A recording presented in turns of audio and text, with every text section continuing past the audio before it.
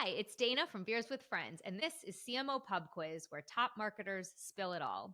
Today, my guest is Caryn from Little Spoon. Hi, Caryn. Hey, how's it going? You ready?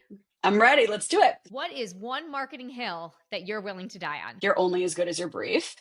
I think this is extremely true. I am obsessed with the brief. I don't want anything to start until it feels like the brief is going to give the context that the marketer or the creative is really like in need of to be able to come out with a win. The brief is the why. If something doesn't come out the way that we want it to come out, go back to the brief. Was the brief where it should have been? If the brief wasn't where it should have been, you won't get the output that you're looking for. The other thing that comes to mind is no matter what algorithm there is, no matter what new technology there is, at the end of the day, the end purchaser is a real life human being with real life human being feelings. So failure to remember that ultimately ends up diluting your impact. What is a marketing rule that you love to break and why?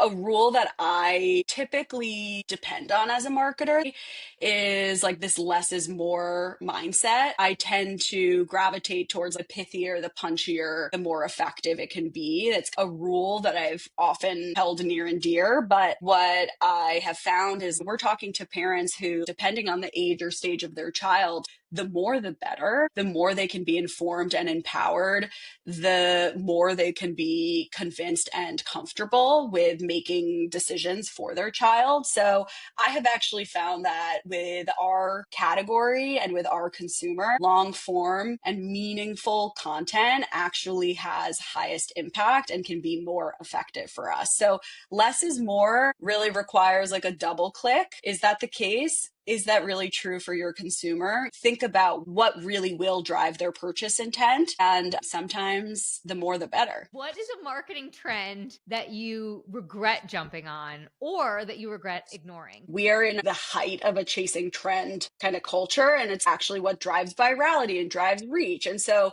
I think it's really easy to fall into this camp of, oh, this thing is trending on social. We've got to flip it and do it, and we've got to participate in everything because that's what's happening in the Internet of Things, and we need to be there. And I actually think that is a habit that I've really broken with my team because I do think that it can dilute the brand if you aren't careful. How does your brand show up in the world? Who are you? What do you care about? What is you and what is not you? And that is what should dictate what trends you follow on social. You have to do what's right for you and not what is just happening at this like ad nauseum level. What is a marketing phrase or buzzword that makes you cringe? I am like a painfully cheesy person. So I have to be careful here because whatever I say, my team is going to be like, you definitely do that. I do think that the word synergy is a ridiculous word. Like, I just think it's a ridiculous. Every time we talk about synergy,